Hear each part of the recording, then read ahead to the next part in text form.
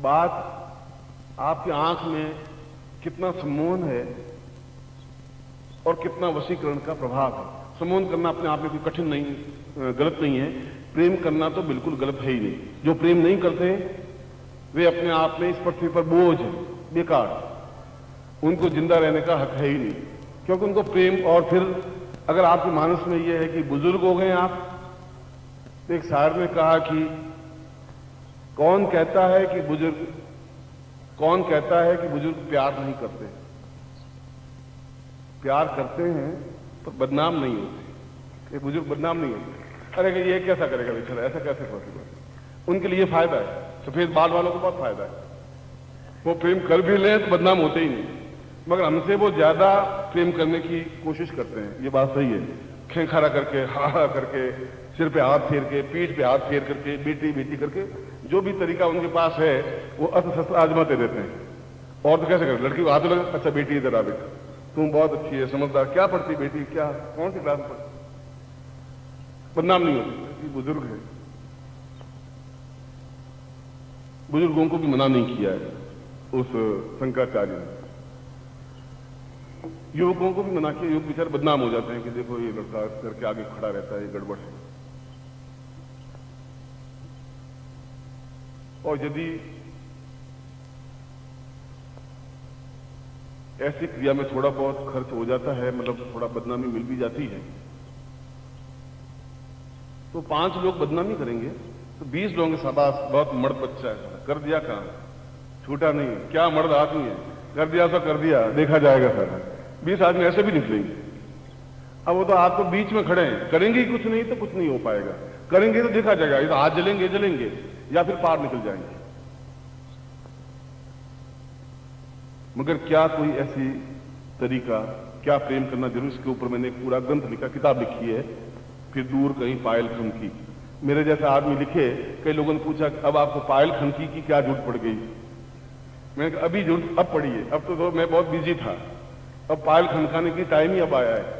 अभी लड़के वड़के संभाल लेंगे तो अपन पायल खनकाते रहेंगे, बोलते रहेंगे। प्यार पे बोलना कोई गुनाह नहीं है, कोई तकलीफ नहीं, किताब वहां है। क्योंकि जितने भी संत हुए हैं, चाहे मीरा हुई हो, चाहे कबीर हुए हो, चाहे सूर हुए हो, चाहे तुलसी हुए हो, सभी ने एक ही बात कही है कि प्रेम करना तो अत्यधिक जरूरी है, आवश्यक है। जितने सन्यासी हुए उन लोगों ने भी एक ही बात कही है, यदि हृदय में प्रेम नहीं है, प्रेम, प्यार, लव, अटैचमेंट, वशीकरण, सम्मोहन, आप उसको कोई भी नाम दीजिए, कोई गलत नहीं है, कोई गुनाह नहीं है। गुनाह तब है जब आप किसी को धोखा दें। गुनाह तब है जब आप किसी के साथ विश्वासघात करें।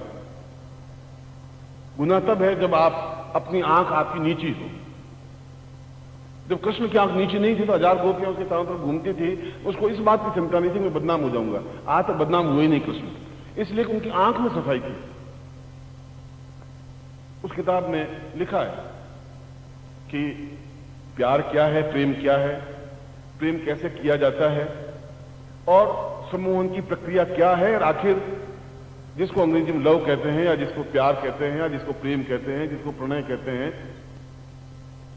आखिर में क्या चीज है, कैसे अपनी आंखों में उस चीज को प्राप्त किया जा सकता है, और किस प्रकार से उसके माध्यम से जीवन में सब कुछ प्राप्त किया जा सकता है। यदि कोई लड़की कहती है कि मेरी शादी नहीं हुई 24 साल की, तो मैं उसके ऊपर आश्चर्य से देख रहा हूं कि तो 24 साल की हो गई है, कोई शादी तेरी नहीं हुई, तो गलती तेरी कहीं न कहीं गड़बड़ गई। क्यों नहीं शादी हुई, सवाल ही नहीं है। 17-18 साल के बाद तो शादी के लिए इंडिया में बहुत है, एक लड़की और 1000 कांटे हैं इस बीच में, इसलिए तुम्हारी कोई शादी नहीं होने में भी तुम्हारी कहीं दोष है। क्योंकि हमने जिस शब्द को अत्यंत घटिया मान लिया, ये हमारे युग का दोष है, ये अंग्रेजी सभ्यता का दोष है। क्योंकि उन्होंने प्यार को एक शारीरिक आकर्षण मान लिया, फिजिकल अटैचमेंट मान लिया। आपका मेरा प्यार हो सकता है, मेरे बिना आप नहीं रह सकते, मैं भी आपके बिना नहीं रह सकता। मैं आपको देखने से मुझे खुशी मिलती है, आपको भी मुझे देखने से खुशी मिलती है, क्या ये प्यार नहीं है? ये भी प्यार है। मैं सुबह पूजा करता हूं और भगवान शिव को आराध्य करता हूं, एकदम से मेरी आंखों में आंसू आ जाते हैं। ऐसा लगता है जैसे मैं साक्षात भगवान शिव को सामने देख रहा हूं, और मैं देख रहा हूं तो गारंटी के साथ भगवान शिव भी मुझे देखते ही होंगे। और हम दोनों का आपस में प्रेम है, रुचि, हम मजाक, हंसी मजाक कर सकते हैं। जिसमें एक दूसरे के साथ बातचीत की जा सकती है। मगर आज का युग और उस द्वापर के युग में डिफरेंस है। युग धर्म जरूरी है।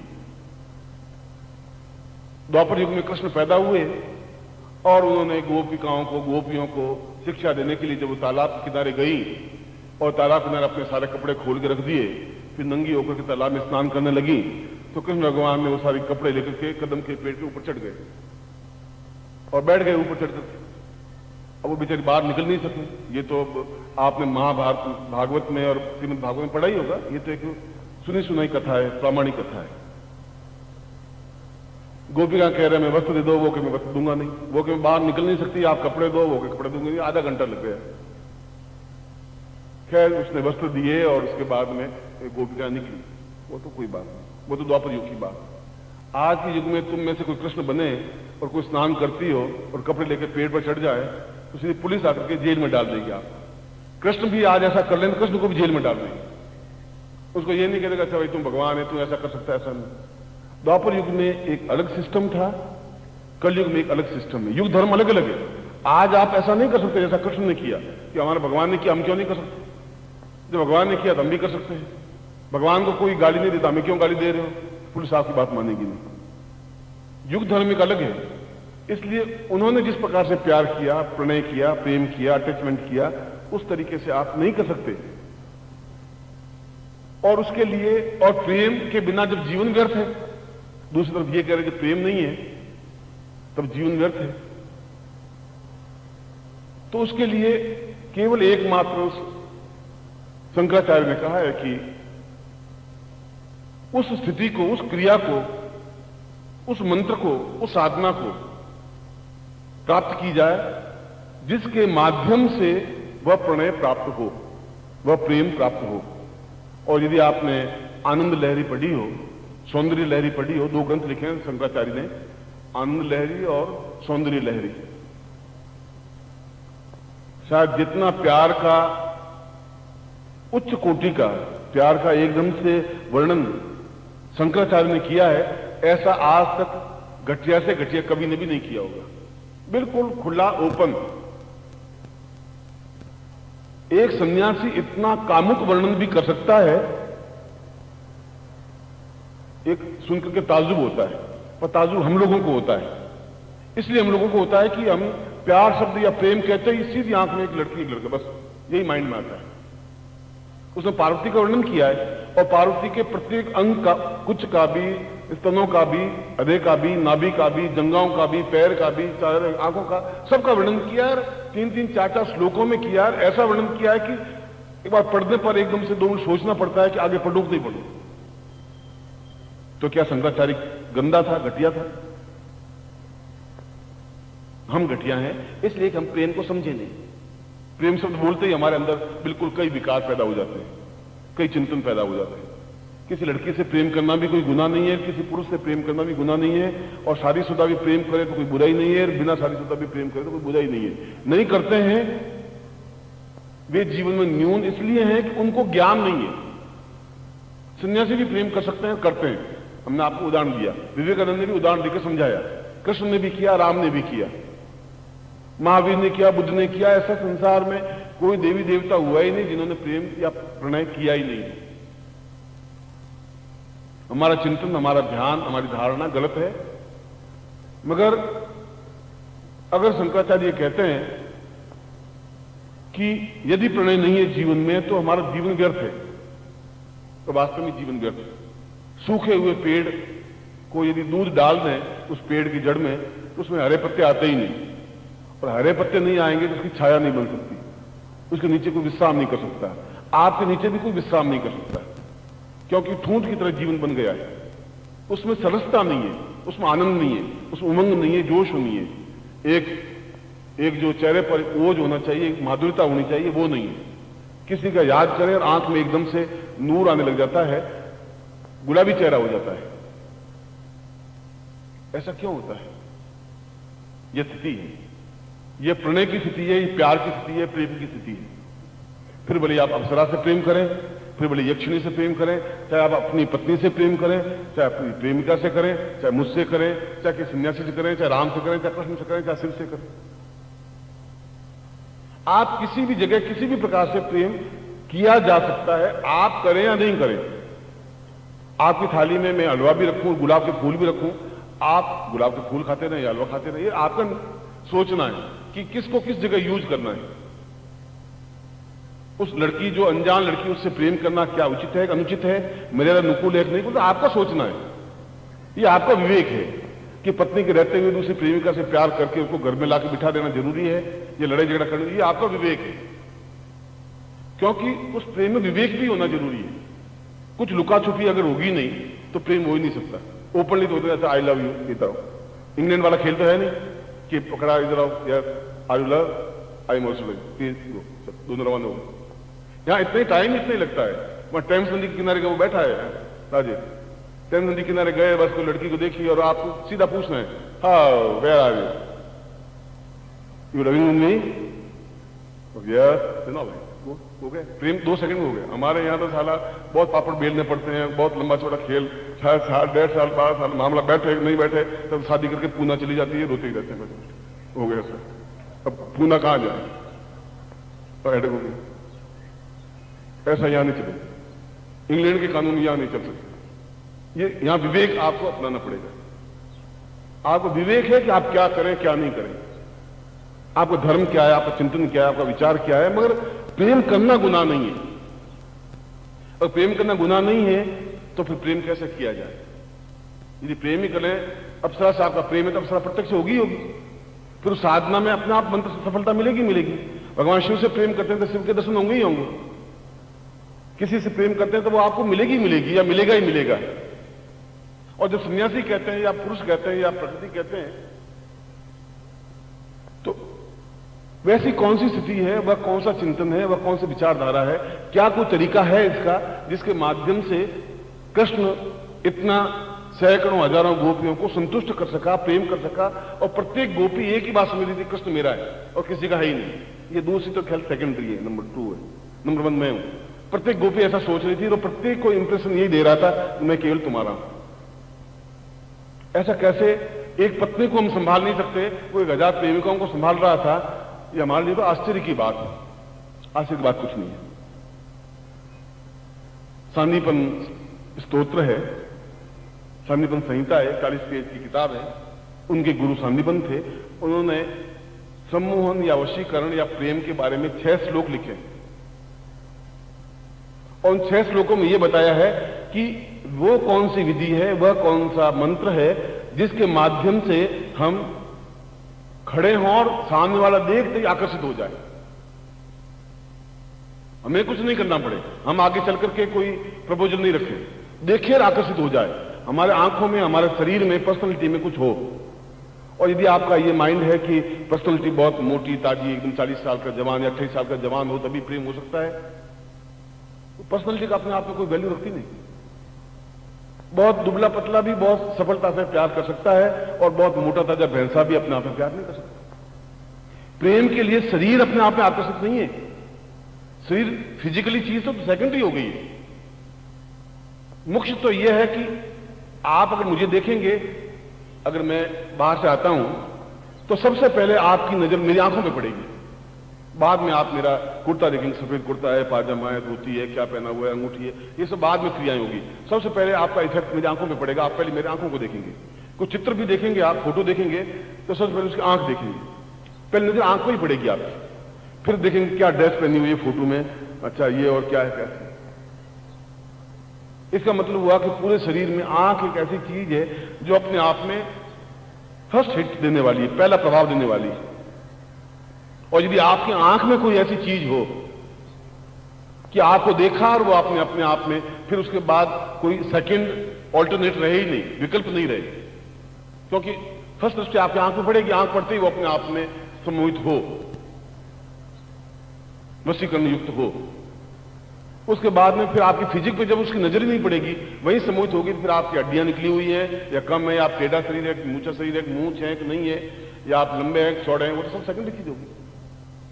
वो अपने आप में कोई वस्तु नहीं रही। इसलिए प्रेम का बेस जो है, प्रेम का आधार जो है आंख है। चाहे आप भी किसी को देखेंगे तो पहले आंख में नजर पड़ेगी, मैं आप भी मुझे देखेंगे या किसी को देखेंगे तो पहली दृष्टि आपकी आंख पर ही पड़ेगी।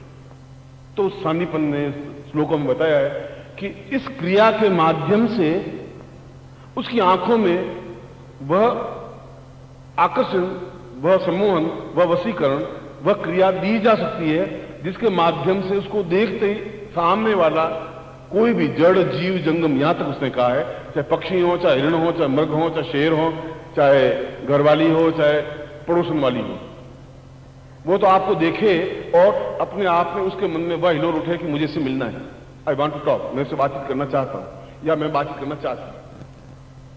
अब यहां अगर क्रिया हो गई तो उसके बाद में आपका सारा उम्र क्या है, आपकी जाति क्या है, आपका रंग क्या है, आपका कद क्या है, आपकी लंबाई या चौड़ाई, ये सब बेकार चीजें हो जाती हैं। वो अपने आप में इतनी वैल्यू नहीं रखती, वो भी अपने आप में वैल्यू तो रखती हैं। आपकी सुंदर शरीर, सुंदर स्त्री, वो भी है, मगर प्रेम तो हो सकता है। प्रेम के लिए बाकी चीजें गौण है। आपकी आंख अपने आप में महत्वपूर्ण है। उन आंख में वह क्रिया भरे, वह उस श्लोकों में समझाया गया है। और मैं सोचता हूं कि संसार में उससे उच्च कोटि के श्लोक नहीं है।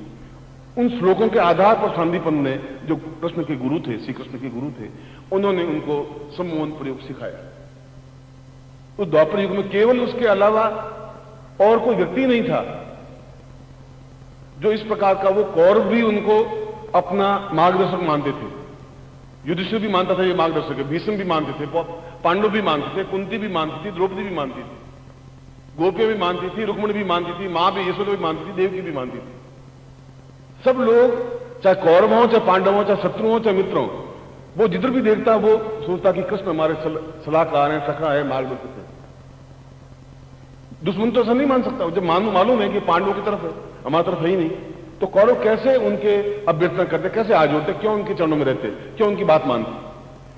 बात इसलिए मानते थे कि उनके शरीर की बात नहीं थी, उनकी आंख में वो चीज थी, वो लपक थी, वो सम्मोहन था, जिसके माध्यम शत्रु भी उसके वश में रहते थे। ये सम्मोहन, ये लपक, ये क्रिया, ये चीज कैसे प्राप्त हो, इस पर मैं कभी बोला ही नहीं। सन्यासी जीवन में तो बोला, पर वहां भी थोड़ा अपने आप में कंट्रोलिंग बोला। गृहस्थ में तो बोला ही नहीं, क्योंकि बोला तो ये कम से कम मुझसे तो चले ही जाएंगे, मेरे हाथ तो वापिस आने के रहेंगे, क्योंकि ये प्यार के फील्ड में घूमते रहेंगे, वही करते रहेंगे। मगर आज वो बात चली कि क्या चीज है, किसके माध्यम से हम प्रेम कर सकते हैं। और मैं पहली बात नैन ये बोल रहा हूं कि अगर प्यार नहीं है तो जीवन में हरियाली नहीं है, जीवन में मधुरता नहीं है, जीवन में आनंद नहीं है, जीवन में उमंग है ही नहीं। सुबह उठे, स्नान किया, पत्नी को एक दो गालियां दी, पत्नी ने हमको गालियां दी, उसने हाथ में थैला पकड़ा है, सब्जी लेते आना वापस आते समय, और चले गए हम नौकरी पर, एक टिफिन दे दिया, खाना वाना खाया, गालियां दो अफसर की सुनी, हम बुनबुनाए, साला बेकार है, साला कैसा अफसर बैठा है, ये मरे ही नहीं, साला पिंड नहीं छोड़ेगा, ये छुट्टियां देगा नहीं मुझे। शाम को वापस घर में आया, खाना खाया, सो गए, बस खत्म। इसके अलावा आपके जीवन में सरसता कहां है, कौन सी मधुरता है, कौन सा हास्य है, उमंग कहां है, जोश क्या है? मैं तुम कहूं तुम हंसो, मुस्कुराओ, तुम हंसोगे कहां से? है ही नहीं, तुम्हारे जीवन में नहीं, तो कहां से हंसोगे तुम? मेरा कहना बेकार सा है, क्योंकि तुम्हारे जीवन में वो चीज नहीं है जिसको प्रेम कहते हैं, वो संभव नहीं है हुआ। इसलिए मैं कहूंगा तो आप एक नकली दांत खोल के थोड़ी सी मुंह चौड़ा कर दोगे, मैं सोचूंगा आप मुस्कुरा गए, वापिस आप वैसा वैसे खड़े हो जाओगे जैसे आप थे, ओरिजिनलिटी। मेरे कहने से भी आपके चेहरे पर मुस्कुराहट नहीं आ सकती, ओज नहीं आ सकता, उमंग नहीं आ सकती, और नहीं आ सकती तो आपका जीवन, आप खुद सोच लीजिए आपके जीवन में क्या प्राप्त हुआ। उमंग ही नहीं है, जोश भी नहीं, आनंद भी नहीं, मस्ती भी नहीं है, तो फिर कव्वाली, ये गजल, ये शेर, ये शायरी, ये सब कुछ आपकी जिंदगी में तो कुछ मतलब ही नहीं। फिर नृत्य, ये गान, ये सब कुछ बेकार है। और जिसको जीवन में कुछ प्राप्त नहीं होता वो दूसरों को गालियां देता रहता है। प्रेम करना या प्यार करना या प्रणय करना अपने आप में गुनाह है ही नहीं। और यदि आंख में वह वशीकरण, वह सम्मोहन क्रिया है, तो आपके पत्नी के बीच में लड़ाई झगड़ा हो ही नहीं सकता। सबसे बड़ी प्रॉब्लम तो वो पत्नी है आपके घर में, बाकी तो हेडेक ही नहीं है, और वो हेडेक मिट नहीं सकता, उसको आप घर से निकाल नहीं सकते।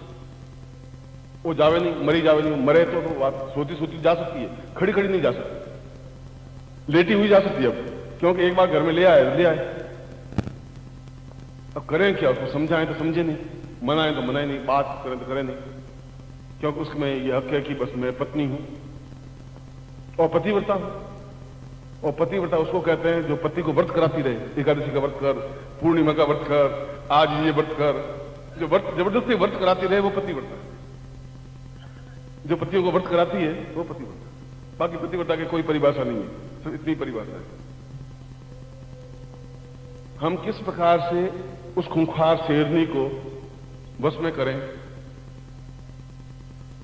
कैसे उन दुष्टों को आसपास जो हमें गालियां देते हैं उनको वश में करें, और उनको वश में करने के बाद प्रेम करें, जीवन में गुरुजन का हरियाली आए, मस्ती आए, उमंग आए, जोश आए, जिंदा दिली हो। इसके लिए हमें फिर शांतिपन के सहारा लेना पड़ेगा। शांतिपन के उन श्लोकों का सहारा लेना पड़ेगा जिसमें अचूक उस ज्ञान, उस चिंतन, उस भावनाओं को, उस क्रिया को दिया जो उसने कृष्ण को दिया। और कृष्ण जैसा प्रेमी पैदा ही नहीं हुआ और पैदा हो नहीं सकता, क्योंकि वह पूरी तरह से उस शांतिपन ने उस ज्ञान को, उस मंत्र को दिया जिस मंत्र के माध्यम से वह समस्त देवताओं को भी, शत्रुओं को भी, मित्रों को भी, गोपियों को भी, गोपों को भी, सबको अपने नियंत्रण में बनाए रखा। ऐसा हमारा जीवन भी बनना ही चाहिए। और उसके लिए उम्र कोई बाधक होती ही नहीं, उसके लिए जाति कोई बाधक होती नहीं, उसके लिए रंग कोई बाधक होता नहीं, उन्हें ठिकना या ऊंचा कोई बाधक नहीं होता। ये सब तो मैंने कहा कि ये सब आंख के बाद की क्रियाएं हैं। जब पहली बार पहली साइड में आंख पड़ी, आपका ऑफिसर है और आपने देखा और उसने आपकी तरफ देखा, उसके बाद में मना कर ही नहीं सकता आपको किसी बात के लिए। उसको सम्मोहन सिद्धि कहा जाता है। और होली का एक अवसर है, ये बात प्रेम की बीच में छिड़ गई, हम तो साधनाओं की बात करने के लिए आए थे। यह भी अपने आप में साधना है। अपने आप में आपने बगुले को देखा होगा, पानी के अंदर बगुला एक पैर पे खड़ा रहता है, दो पैर उस पानी में टेकता नहीं, ये और चोंच बिल्कुल, आंख बिल्कुल यूं बिल्कुल रहती है, 1 घंटा 1.5 घंटा आंख नहीं झपकाता वो, और जो ही मछली पास आती है तो तुरंत खा लेता, बिना पलक झपकाए, पलक झपकाता ही नहीं वो 1 घंटे भर भी, एक टांग दूसरी टांग नीचे जमीन पर रखता ही नहीं वो। हमारे जीवन में भी यदि ये प्रसंग छिड़ा है और होली का अगर पर्व है, ऐसा पर्व, इस पर्व पर तो ये साधना अपने आप में महत्वपूर्ण। मैंने ये बताया था शांतिपन के पहले श्लोक में ये लिखा है कि जिसमें नक्षत्र वेद हो, जिसमें उल्लास, उसमें उल्लास शब्द बोला, होली को उल्लास, उल्लास के बाद अपभ्रंश होता हुआ होली शब्द बना, होली के बाद में होली शब्द बना। जो उल्लास के दिन हो, उन दिनों में यदि यह प्रयोग किया जाए तो अपने आप में पूर्ण सम्मोहन प्रयोग संपन्न होता है। ऐसा श्लोक ऐसा करना चाहिए। फिर शांतिपन 5 महीने रुका रहा, कृष्ण को उस दिन दीक्षा दी जिन होली का पर्व था या होली के पर्व के आसपास। प्रारंभ में मैंने आज का प्रवचन प्रारंभ करने से पहले कहा कि आप मुस्कुराहट के साथ खड़े रहे, मगर मैं जानता था कि आपकी मुस्कुराहट की क्षणिक है, क्योंकि आपके अंदर वो प्रेम की रचना बनी नहीं, आपके अंदर वो तंतु नहीं बने जिसके माध्यम से प्रेम किया जा सकता है। और प्रेम करें और हम खड़े रहे और लोग प्रेम करें, हम प्रेम करें कि नहीं करें वो सब सेकेंडरी चीज है। हम खड़े और लोग प्रणय करें, प्रेम करें, हमारे पीछे घूमें, हम बोले उसको आज्ञा पालन करें, हमारी आंख में वो ताकत और क्षमता आ जाए। इस प्रकार की साधना को सम्मोहन साधना या सम्मोहन प्रयोग कहते हैं। और यदि बात चली है, आज शाम को 100% मैं आपको सम्मोहन प्रयोग करवा ही दूंगा, गारंटी के साथ में मैं आपको आशीर्वाद देता हूं। गेयंती गात्रत्मा इति संगीत। गीत का मतलब या संगीत का मतलब यह है कि जो हमारा गात्र है, हमारा शरीर है, वो अपने आप में वापस प्रफुल्लित हो जाए और वापस तरोताजा हो जाए, उसको संगीत कहते हैं। और ऐसा कर दे उसको संगीतकार कहते हैं। जो बिल्कुल एक आदमी मस्त हो जाए, झूमने लग जाए, एहसास होने लग जाए, ऐसा ही व्यक्ति हृदय वाला होता है। जो शुष्क पाषाण होते हैं, सूखे हुए काठ होते हैं, उनमें न हरी पत्तियां आती हैं, न फूल आते हैं, न फल आते हैं, न मुस्कुराहट आती है, न छल आता है, कुछ होता ही नहीं। सरस हृदय, अनुरक्त हृदय हुई होना चाहिए। हर समय एकदम तनावग्रस्त या भक्ति के मार्ग में या ऐसा नहीं चलता। ऐसा कोई भक्त पैदा हुआ ही नहीं जिसने प्रेम नहीं किया हो, झूमा नहीं हो, नाचा नहीं हो। चाहे सूर को देखें, चाहे तुलसी को देखें, चाहे मीरा को देखें, चाहे कबीर को देखें, चाहे नानक को देखें, सभी लोगों ने अपने जीवन में उन ऊंचाइयों पे पहुंचे, तब हृदय कमल विकसित हुआ है। और जब हृदय कमल विकसित होगा तब आंख में आंसू आएगा, क्योंकि हृदय कमल विकसित होगा, पीड़ा होगी, बेचैनी होगी, एक दर्द होगा, एक एहसास होगा कि कोई मेरा है, कोई मुझे याद कर रहा है, मिला नहीं हूं, कब मिलेंगे। और ज्यों ही हृदय से ये बात निकलेगी तो आंख में आंसू निकल जाएंगे और आंख के आंसू वो सब कुछ बात कह देंगे जो आपके अंदर है, छुपी हुई बात। आप मुंह से बोल सकें या नहीं बोल सकें। और अगर आंसू नहीं आ सकते, आंखें नहीं छिलछिला सकती, हृदय कमल विकसित नहीं हो सकता, तो शुष्क काष्ठम च मूर्खम च, या तो मूर्ख लोगों की आंखों में आंसू या हृदय में प्रेम, प्यार, स्नेह, या सूखे हुए लकड़ी में, ठूंठ में ऐसा कुछ सरसता नहीं आ सकती। आपके जीवन में सरसता भी हो, आपके जीवन में पवित्रता भी हो, आपकी आंख स्वच्छ भी हो, आप मस्ती से झूम भी सकें, और ज्यों ही दूसरे क्षण में साधना करो तो साधना में बिल्कुल साधक की तरह बैठ भी सके। दोनों स्थितियां होनी चाहिए। ये दोनों स्थितियां नहीं है तो फिर पुरुषत्व नहीं है। कल का दिन और आज का दिन, ये सभी साधनाओं के लिए एक एक पल हमारे लिए ज्यादा कीमती है। प्रत्येक क्षण का उपयोग करना हमारे जीवन का धर्म, नियति है, और हम जीवन में वह सब कुछ प्राप्त कर लें। हो सकता है कि हिमालय जाने के लिए आपको कम से कम 5000 मील चलना होगा। हिमालय के ऊपर चढ़ने के लिए 2000 लोग चढ़ते हैं तो केवल 2 लोग पहुंच पाते हैं। 1998 लोग वापस नीचे लौट आते हैं या असफल हो जाते हैं। मगर जो हिमालय पे चढ़ जाता है उसको सारी दुनिया देखती है, सारी दुनिया की आंखें उस पर झुकती है। तेंजिंग कोई बात था, हिलेरी कोई था जो हिमालय के ऊपर चढ़ा,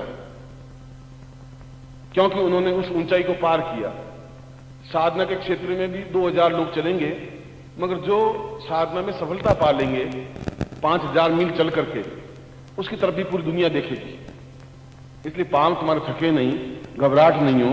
1 बार, 2 बार, 4 बार, 6 बार, 10 बार भी साधना करेंगे, मगर हम सफल तो होंगे ही होंगे। इसमें कोई दुनिया रोक नहीं सकती हमें, क्योंकि मैं आपके साथ में हूं।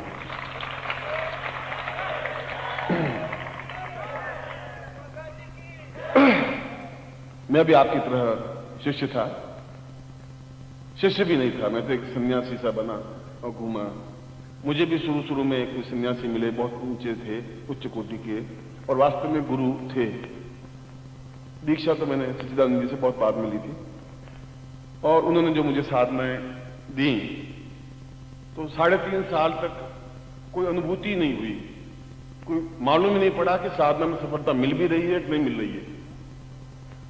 और लास्ट में मैं बिल्कुल मेंटली ऐसा हो गया कि मुझे सफलता नहीं मिल सकती, बेकार टाइम बर्बाद करना है, इससे अच्छा घर जाएं, कहीं अध्यापक बन जाएंगे, जिंदगी पार लग जाएगी, इसमें कोई फायदा नहीं है। साधना हो ही नहीं सकती है, होती ही नहीं है। और मैंने उनको कहा कि मुझे विश्वास नहीं होता कि मैं साधना में सफलता पा सकूंगा। शुरुआत मेरी थी, तो उन्होंने एक ही लाइन कही कि या तो ये शरीर तुम्हारा गिर जाएगा, समाप्त हो जाएगा, या साधना में सफलता पा लेंगे। दोनों में से एक रास्ता चुनना है। या तो शरीर का मोह मत कर, खत्म हो जाएगा, सब मांस गल जाएगा, केवल हड्डियां रह जाएंगी, तब भी बाद में वापस मांस उसके ऊपर आ सकता है। इसलिए वो चिंता, जब तक मांस पूरा नहीं गल जाए तब तक तुम साधना करते रहो, जब तक बिल्कुल हड्डियों का ढांचा रह जाए तब तक भी साधना करते रहो। साधना सिद्धि मिलेगी मिलेगी मिलेगी, तो पूरी दुनिया तुम्हें देखेगी। वो लाइन मुझे आज भी याद है। और उसके 2-3 महीने बाद, 4 महीने बाद पहली बार साधना में सफलता मिली। मगर पहली बार साधना में सफलता मिलने के बीच में 3.5 साल तक तनाव, टेंस, भ्रम, बहुत कुछ रहा। मगर जब तक कोई दोष मेरे या मेरे पूर्वजों के या कोई छल किसी प्रकार का रक्त में रहा होगा, तो साधना में थोड़ा विलंब हुआ। इसका मतलब ये नहीं है कि साधना में सफलता मिलती ही नहीं है। उसमें धैर्य, बहुत अधिक धैर्य, असीम धैर्य की आवश्यकता होती है। मगर एक बार जब सफलता मिल जाती है तो दूसरी, तीसरी, चौथी, 5वीं, फिर कहीं कोई न्यूनता नहीं। उसके बाद तो मैं हर महीने 1-2 साधनाएं सिद्ध कर लेता था, सफलता पा लेता था। फिर दूसरे संन्यासी यहाँ गया। मेरा कहने का मतलब है कि कई बार आदमी बीच में आकर के छोड़ देता है। कई बार ऐसा होता है कि हम साधना के 98% पर हैं और कोई पाप कर्म ऐसे बीच में आते हैं, छोड़ देते हैं, या कुछ होता तो है नहीं, छोड़ो। जबकि 98% पर आ गए, केवल 2% और आपको बढ़ना है, और उस समय हम छोड़ देते हैं। इसलिए उस बात का तो ध्यान हमें रखना ही है कि अगर ये मांस चला भी जाएगा तब भी कोई बात नहीं, मांस तो वापस आप महीने 2 महीने भोजन करेंगे तो वापस मांस तो चढ़ जाएगा, ये तो देह की नियति है। मगर साधना को छोड़ दी तो साधना वापस नहीं प्राप्त हो सकती। आपके परिवार में भी आपका कोई सम्मान नहीं होगा, समाज में तो क्या ठीक है, आप हैं बस है, सैकड़ों लोग हैं, आप भी हैं। मेरे पड़ोस में किशनलाल रहता है, आपको परिचित नहीं, मुझे परिचित नहीं। मगर ऐसे सन्यासी विशुद्धानंद जी हैं, उनका नाम आपको भी मालूम है, मुझे भी मालूम है। विवेकानंद पैदा हुए, आपको भी नाम मालूम है, मुझे भी मालूम है, जबकि मैं उसकी जाति का नहीं, उसका गोत्र का नहीं, उसका मेरे को रिश्ता नहीं, न भाई न मां न बाप, मैं बुद्ध से कोई लगता नहीं था। मगर चूंकि वो हिमालय के ऊपर चढ़े हुए हैं, बुद्ध हुआ, महावीर हुए, कृष्ण हुए, राम हुए, नानक हुए, ईसा मसीह हुए, जो भी हुए, हिमालय पर चढ़े हुए हैं तो पूरी दुनिया देख रही है। आज 2500, 2000, 5000 वर्ष बाद भी हम देखते हैं कि विवेकानंद अपने आप में अद्वितीय व्यक्ति थे, या शंकराचार्य जैसा व्यक्ति नहीं हो सकता। आपके जैसा भी दूसरा व्यक्ति पैदा नहीं हो, आप हो और आपके जैसा ही हो, ये आपके जीवन की विशेषता होनी चाहिए। इसीलिए मैं आपको तैयार कर रहा हूं कि आप अपने आप में यूनिक बने, अद्वितीय बने, श्रेष्ठ बने। ये सारा प्रयास इसी बात के लिए है और आपको ऐसा ही आशीर्वाद दे रहा हूं। आप सफलता प्राप्त करें। स्तुति पढ़ लें, सूरदास के पद पढ़ लें, सभी में घूम फिर करके एक ही बात आती है कि मेरे तो गिरधर को पार दूसरो न कोई, मैं तो केवल सूली ऊपर सहज किया कि किस विध मिन्नो होई। उन्होंने केवल प्रेम के माध्यम से ही ईश्वर तक पहुंचने का प्रयास किया है और सफल हुए हैं। संत कवि भी, भक्त भी, रैदास भी और दक्षिण के जो संत हुए हैं वे भी, और चाहे अन्य ऋषि मुनि योगी यति सन्यासी,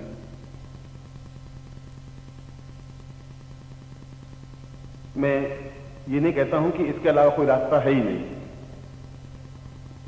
इसके अलावा भी रास्ता है, हठ योग का रास्ता है,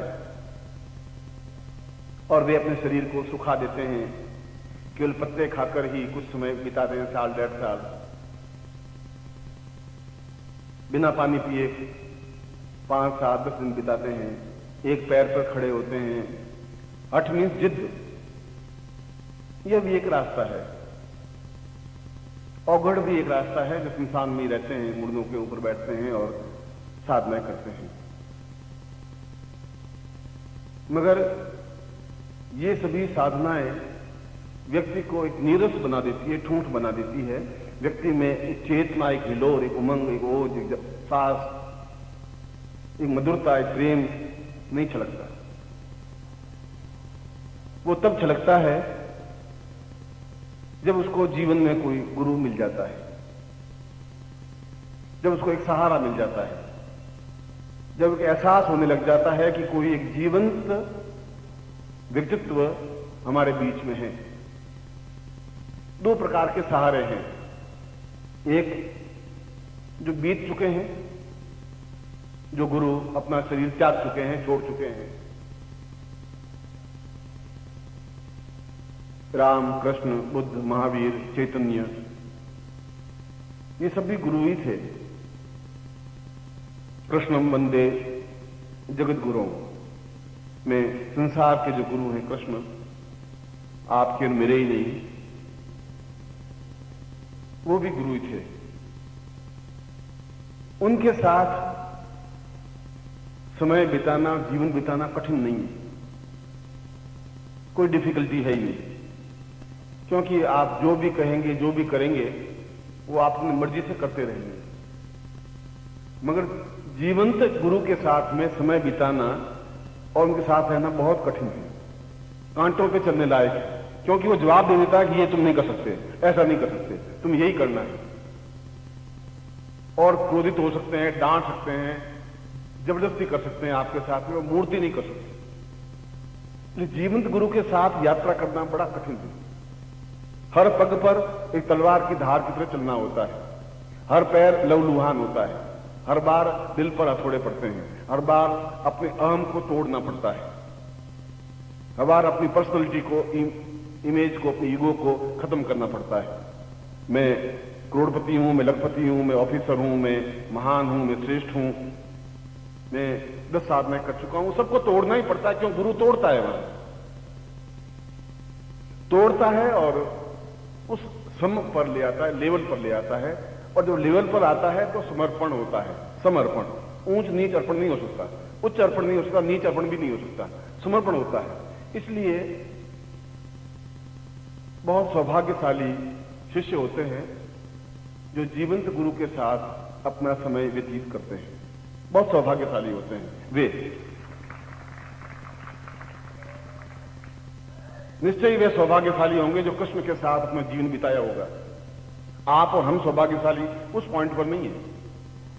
बहुत अच्छे होंगे जिन्होंने चैतन्य महाप्रभु के साथ में अपना जीवन बिताया होगा, रामकृष्ण परमहंस के साथ जीवन बिताया होगा, मगर वे एक इतिहास की वस्तु बन गए। उनके प्रति नमन है, प्रणाम है, मगर दुर्भाग्य यह है कि हम कुछ पूछें वो जवाब नहीं दे सकते। ये नहीं बता सकते कौन सा रास्ता है, ये नहीं बता सकते कि हमारी मंजिल कहां है, पड़ाव कहां है, हम कितना दूर चलना है, हम किस जगह खड़े हैं, 5-7 किलोमीटर चलना है, 20-25 किलोमीटर चलना है, कि इस चलने में कहीं कुछ मिलेगा भी नहीं मिलेगा, कि वे मूर्तियां, वे चित्र, वे तस्वीर, वे गुरु नहीं बता सकते। यद्यपि वे श्रद्धेय हैं, यद्यपि उनके प्रति प्रणम्य हैं, मगर न्यूनता इस बात की है कि आप उस जगह नहीं खड़े हो सकते जहां उनके साथ आपकी बातचीत हो सके, कृष्ण के साथ आपकी बातचीत हो सके, उस जगह आप खड़े नहीं हैं।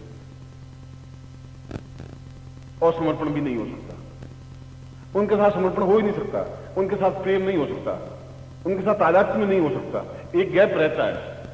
मीरा और कृष्ण के बीच में हमेशा गैप रहा, हमेशा चिल्लाती रही कि तू मेरा है, मैं तुझ में समा गई हूं, मगर कृष्ण ने जवाब दिया ही नहीं कि मैं तू मेरी है या नहीं है, तू मुझ में समाई गई नहीं गई। कृष्ण ने जवाब दिया नहीं, वन साइडेड चलती रही। यही कृष्ण ने कहा, यही रामकृष्ण परमहंस ने किया। वो काली काली चिल्लाते रहे, काली ने एक दिन भी जवाब नहीं दिया कि अब बस तू मुझ में समा गया है, बस तुम्हारा मेरे बीच में पूर्ण समर्पण है, अब कहीं अस्तित्व नहीं है, कोई लहर नहीं है, कोई बिल्कुल किनारा पा चुका है। इसलिए उनके साथ अपने समय को बिताना बहुत आसान है। उसमें हमारी मन मर्जी है। हमने चंदन लगा दिया तो वो बोले नहीं, हमने पानी चढ़ा दिया तो बोले नहीं, गंगा जल चढ़ा दिया तो बोले नहीं, नहीं चढ़ाया तो बोले नहीं, हमने जो कुछ किया अपनी मर्जी से करते गए, वो बोले नहीं। जीवंत गुरु के साथ ऐसा नहीं चल सकता। वो तो 2 मिनट में आपका गला पकड़ के हिला देगा कि ये क्या कर रहा है, ऐसा नहीं हो सकता। थप्पड़ भी मार देगा, लात भी मार देगा, कि उसको मालूम है कि इसको मुझे कहां पहुंचाना है, किस जगह, जहां मैं खड़ा हूं उस जगह पहुंचाना है, तब समर्पण हो पाएगा। और वहां तक पहुंचाना मेरा धर्म है, मेरा कर्तव्य है, मेरी ड्यूटी है। इसलिए समर्पण एक छोटा सा शब्द नहीं है। अपने लेवल पे लाना, और लेवल पर लाने के लिए बहुत वेदना उठानी पड़ती है गुरु को, क्योंकि हरदम उसकी नजर दृष्टि इस पॉइंट पर है कि मैं इसको उस जगह कहां ले जाऊं, उस जगह ले जाऊं जहां मैं खड़ा हूं। और हर बार उसके लहू-लुहान पैर होते हैं, हर बार उसको प्रताड़ना मिलती है कि ये क्या गुरु है। हर बार डांटते रहते हैं, हर बार धक्के मारते रहते हैं, हर बार मुझे कहते ही रहते हैं, मगर उसमें भी, डांट में भी एक आनंद है।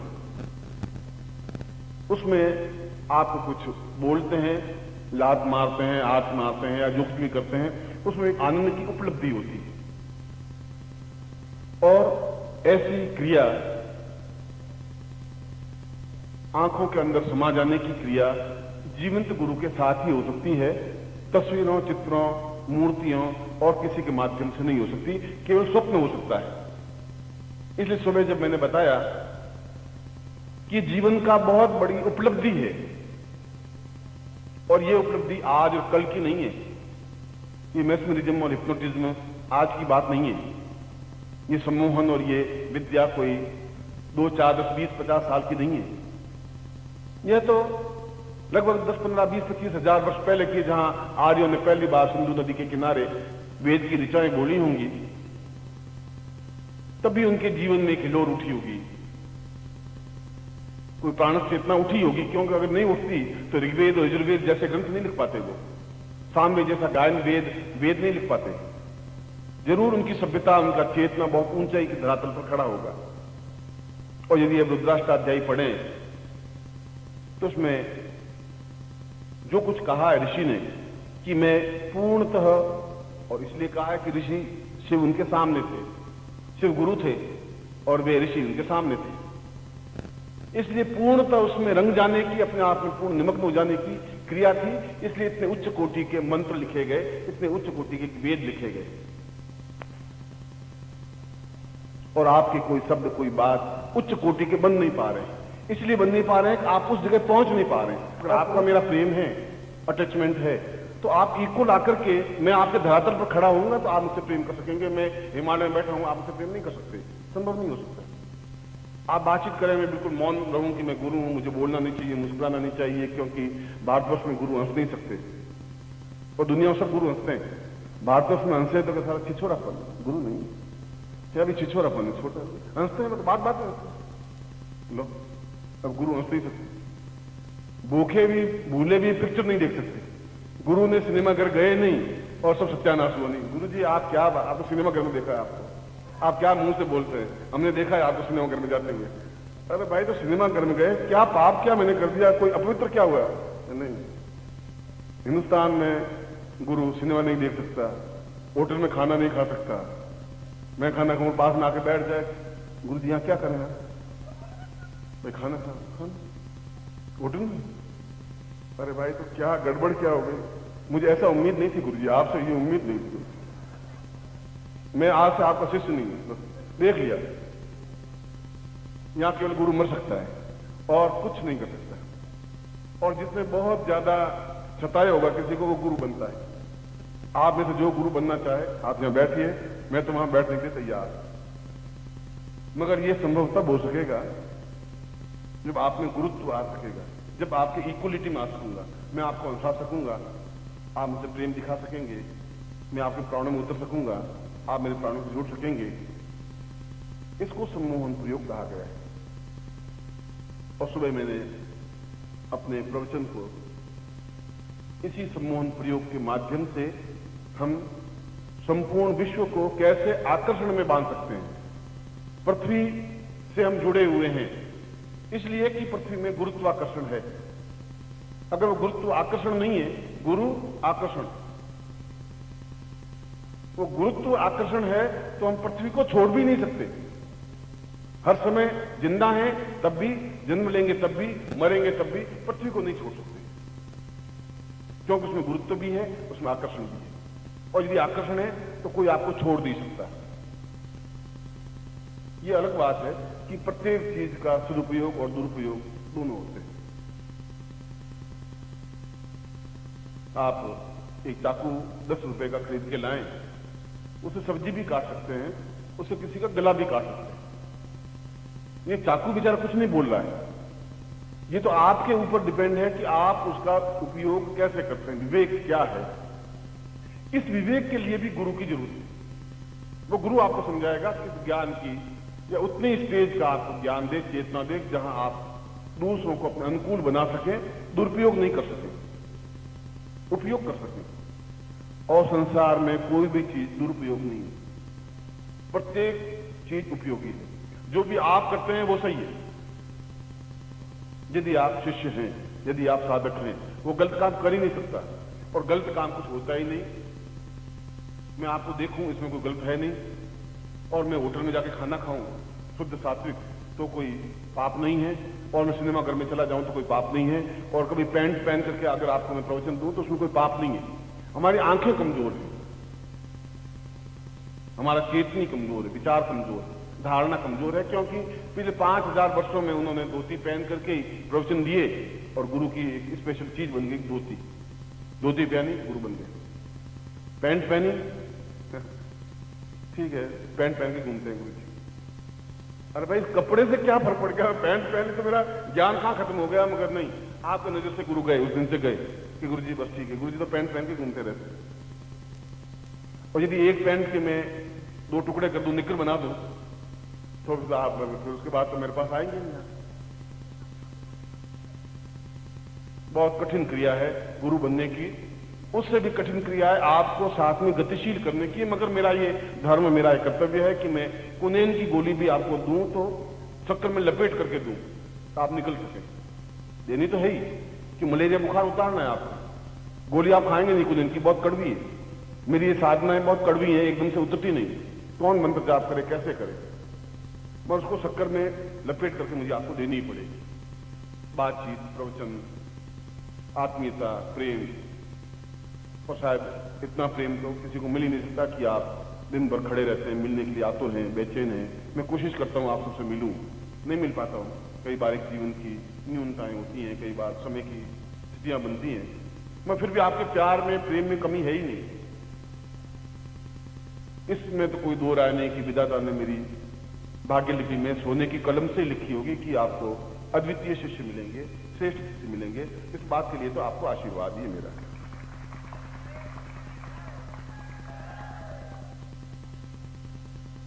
और इसीलिए मैंने सम्मोहन और वशीकरण,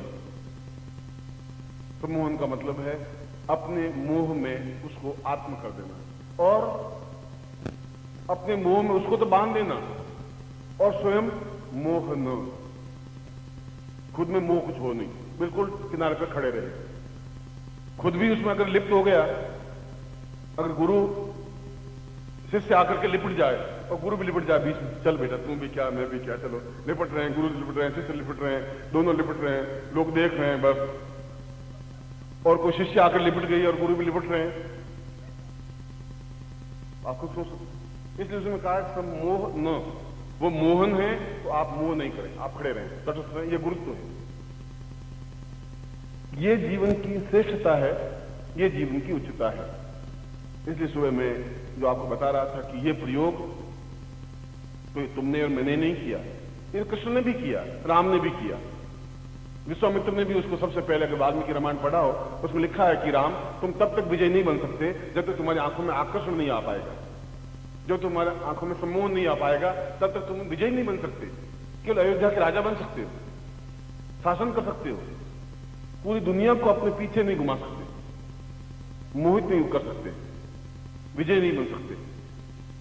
जब विश्वामित्र जैसा योगी यही बात कहता है, जब सांदीपन जैसा ऋषि ये बात कहता है, जब बुद्ध ये बात कहता है कि मेरी आंखों में एक सम्मोहन की अथाह करुणा है, दमपद के पहले ही पद में, जब महावीर कहता है कि जिनवाणी में ये कहता है कि मैं उस दिन मुझे केवल ज्ञान प्राप्त हुआ जिसमें मेरी आंखों में अथाह प्रेम पैदा हुआ, जिसकी था नहीं।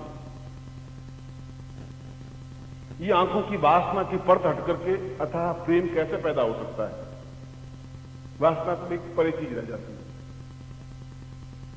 उसमें तो वासना में तो सुगंध भी है, दुर्गंध भी है। यदि आप गलत काम कर रहे हैं, गलत काम में धोखा दे रहे हैं, विश्वासघात कर रहे हैं, तो ये न्यून है। यदि आप दो टूक साफ बात कहते हैं कि मैं शादीशुदा हूं, तो इच्छा है तो लो कर, नहीं इच्छा प्रेम मत कर, मैं हूं, मेरे बच्चे हैं, मेरी है, अब देख ले, तुम खुद सोच ले, और उसके बाद भी अगर प्रेम होता है तो उसमें कोई दोष नहीं है। मगर आप उसका दुरुपयोग करते हैं तो गलत है। कोई भी चीज का उपयोग और दुरुपयोग बिल्कुल एक कांटे की धार पे चलता है। इसलिए सम्मोहन प्रयोग को आज उनके सूर ने उस बात को छेड़ दिया, बाकी मैं सम्मोहन प्रयोग दे ही नहीं रहा था। इसलिए नहीं दे रहा था कि आज से 10-11 साल पहले एक बिहार का एक लड़का आया था 24-25 साल का, अच्छा सुंदर, और ऑफिस के बाहर एक पैर पे खड़ा हो जाता। मैं सुबह 8 बजे ऑफिस खोलता, दरवाजा खोलता तो एक टांग पे खड़ा हुआ, और ऐसा अभ्यास करके आया हुआ था कि एक टांग पे ही खड़ा रहता है। 9, 10, 11, 12, 1, 1:30, 2 बजे तो एक टांग पे। मैं शुरू में यूं निग्लेक्ट करता रहता हूं, महीने, 2 महीने तक, 4 महीने तक, 6 महीने तक। मैं घास फूस होगा तो अपने आप खत्म हो जाएगा, मौसमी फूल वूल होंगे तो ये खत्म हो जाएंगे, सदाबहार फूल होंगे तो अपने आप पकड़ लेंगे, देख लेंगे। इसलिए 5-6 महीने तो उनको टेस्ट करते रहते हैं। तो 5-7 दिन मैंने तो याद दिया ही नहीं, वो एक टांग पे खड़ा रोज। 3 महीने बीत गए। 3 महीने मैंने उसको कुछ कहा नहीं, उसने भी मुझे कुछ बोला नहीं, और मैंने कहा भाई क्या बात है, तो उसने कहा बस यूं करके एक पैर पे खड़ा है। उनका ये कोई अच्छा साधक है और इसको साधना मुझे देनी चाहिए, क्योंकि 3 महीने तक, 90 दिन तक यदि वो, मैंने एक दिन बुला के पूछा, मैंने कहा क्या बात है, तुम कहाँ के हो? तो बिहार का हूँ। मैं बोलते क्या सीखना चाहता? उनका मैं वशीकरण प्रयोग सीखूं। और गुरुजी में ऐसी कोई बात नहीं, बस सिखाएं तो सिखाएं, नहीं तो मैं पूरी जिंदगी एक टांग पे खड़ा रहूंगा, रात को सो जाऊंगा, सुबह आके एक टांग पे खड़ा रहूंगा। माता ने कहा कि 3 महीने हो गए, मैं रोज देखती हूँ एक टांग पे खड़ा रहता है, आखिर समझदार है, आपको सम्मोहन प्रयोग सिखा देना चाहिए। वशीकरण प्रयोग में क्या है, ये तो ज्ञान है, ज्ञान सिखाने में क्या आपत्ति है? मेरा आपत्ति तो कुछ नहीं है। तो मैंने उसको सम्मोहन प्रयोग की पहली स्टेज और दूसरी स्टेज, तीसरी स्टेज नहीं सिखाई। तीसरी स्टेज का मतलब है कि आप पत्थर पे भी सम्मोहन करें, पत्थर भी आपको पीछे पीछे चलने लग जाए। तो सीखा, और जिस दिन मैंने उसको पूरी ज्ञान चेतना दी, उसके दूसरे दिन वो गायब हो गए, आए ही। मैंने कहा बिहार का पक्का है तो बिहार है, इसमें कोई दो राय नहीं, ये कंफर्म हो गया। 20-25 रोज मेरे पास पुलिस का वारंट आया कि आपको बिहार आकर के और समस्तीपुर में आकर के गवाह देनी कि आपने जुर्म किया है। तो बिहार में गए नहीं 10 साल से, ये साला क्या जुर्म हो। वो गया घर, वो घर जाकर के एक सरपंच की लड़की थी, उससे प्रेम कर रहा था, और उसने जाकर के उसके ऊपर सम्मोहन किया। लड़की उसके पीछे पीछे घूमने लगी, वो घूमती, वो घर में जा, लड़की घर में, वो बाहर निकल, लड़की बाहर। अब गांव में तो ये बातें 3 सेकंड में फैल जाती है, शहर तो मान लो फिर भी कुछ नहीं, पार्क में जाकर के प्रेम चौंच भिड़ा के आ गए, या कहीं होटल में जाके चौंचे भिड़ा के आ गए, मगर अब गांव में कहां चलेगी ऐसी बात। वहां से मतलब पुलिस ने पकड़ा, पुलिस ने पीटा, उसने साला क्या तुम कहां से? उनका मेरे गुरुदेव जोत में बैठे, उन्होंने सिखाया है। अच्छा, ये सब गुरुदेव ने सिखाया क्या? कैसे लड़की को कंट्रोल फंसाना चाहिए, ये सब गुरुदेव ने सिखाया है। उसने दे दिया बयान। गुरुदेव कौन है, जोत में रहते हैं, क्या नाम है? सिंह वाली, हाईकोर्ट कॉलोनी जोधपुर, सीधा वारंट आ गया। मैंने पत्नी को मैंने कहा देख, मैंने सोचा साला ये आया कहां से, क्या बात है, कोई पॉइंट मेरे पास नहीं, बिहार गया नहीं, कोई लड़की का चक्कर नहीं। मैंने कहा कि ऐसा तो हो ही नहीं सकता। अब बहू में हंसेंगी बैठी बैठी कि लो ये बाहर जाते हैं तो ये तो खेल दूर से खेल के आते हैं, तुम्हें मारे जाएंगे, घर में बता नहीं सकते। सुबह सुबह एसपी साहब घर पे आए, परिचित थे। उसने कहा कि सीमा जी आपसे बात करनी है। मैंने कहा बोलिए। उसने कहा कि ये लड़की का लफड़ा क्या है? मैंने कहा कोई लफड़ा है, कोई लफड़ा है कोई कि नहीं? बिहार में आप गए थे क्या? मैं गए नहीं गए होंगे। अबे मैं गया ही नहीं, तो ये लड़की के चक्कर क्या है? इसमें केस में बिल्कुल लिखा है कि आपने फंसाया। मैंने कहा मुझे दीजिए। मालूम पड़ा उस लड़के का नाम, उसने कुछ ऐसा किया था। उनको मैंने बताई बात कि ये मेरी गलती हो गई थी, मैंने सम्मोहन को सिखा दिया था, और उसका मैं ये दशा भुगत रहा हूं। आपको ठेठ आकर के यहाँ आना पड़ा, 2 कप चाय आपको पिलानी पड़ी मुझे, बाकी मैं काय के लिए उनको घर में बुला था। वापिस मेरे दिन 12 साल बाद वापस घूमते हैं, आज वापस आए, वापस मैं आपको सम्मोहन प्रयोग सिखा रहा हूं।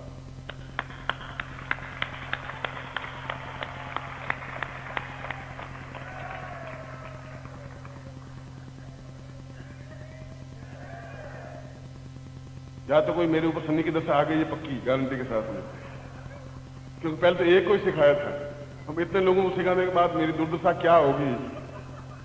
और तुम इसके अलावा कुछ करोगे नहीं, ये गारंटी है। तुम करोगे ये, घर गए नहीं, ये किया नहीं। यहाँ तो आप सीधे साधे बैठे नहीं गुरुजी, ऐसा हो ही नहीं सकता। घर जाने के बाद सीधा पहला खेल यही करेंगे आप कि चलो देख लेते हैं, गुरुजी ने वशीकरण सिखाया, फिर मैं तो आपको सिखा दूंगा, मगर आप कुछ करें भी तो मेरा नाम नहीं लें कि ये गुरुजी ने मुझे सिखाया इसलिए मैंने ऐसा किया। इसलिए मैंने कहा कि आप अपने तक ही रखें, जो कुछ भी आपने किया आप अपने आप करते रहना। ऐसा नहीं कि आप सीधा मेरा एड्रेस दे देंगे, साहब मां पूछी, उन्होंने मुझे सिखाया है। ये दुरुपयोग हुआ, ये सदुपयोग हुआ, इसलिए देवताओं ने, ऋषियों ने, मुनियों ने, साधुओं ने, सन्यासियों ने, योगियों ने, यदि विश्वामित्र जैसा योगी मेनका जैसी अप्सरा को वश में करता है तो कोई तो उसके आंख में आकर्षण होगा। कोई तो विश्वामित्र हड्डियों का ढांचा था, बिल्कुल सूखा हुआ, पिछले हुए गाल थे, क्योंकि वो तो 12 साल तक पत्ते खा करके ही जिंदा रहा, साधना की, अन्न खाया नहीं। और वो ऐसा सूखी हड्डियों का ढांचा अगर मेनका को वश में कर लेता है तो जरूर उसकी आंखों में कोई बात ऐसी होगी, और वो आंखों में आकर्षण था, एक वशीकरण था, एक सम्मोहन था। इसलिए विद्या कोई भी गलत नहीं है, उपयोग क्या है उस पर डिपेंड है। चाकू की कोई गलती नहीं है, आप उसका उपयोग कैसे करते हैं।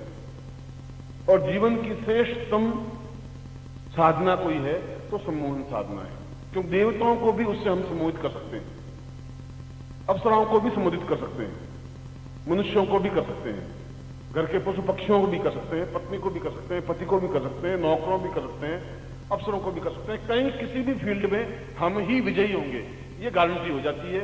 ये जीवन की बहुत बड़ी उपलब्धि है, ये जीवन की बहुत बड़ी महानता है। हम किसी के पीछे घूमे नहीं, लोग हमारे पीछे घूमे, हमारा चेहरा देखने के लिए, हमसे बातचीत करने के लिए, एक मिनट में बात हो जाए तो अपने आप के जीवन को सौभाग्य समझने के लिए ये उपलब्धि है।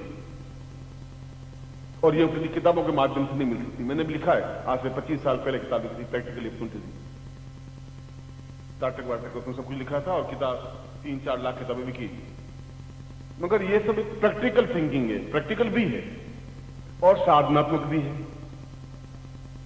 जो मैं आज आपको उपयोग जो समझाने जा रहा हूं कि किस प्रकार से पूरा शरीर अपने आप में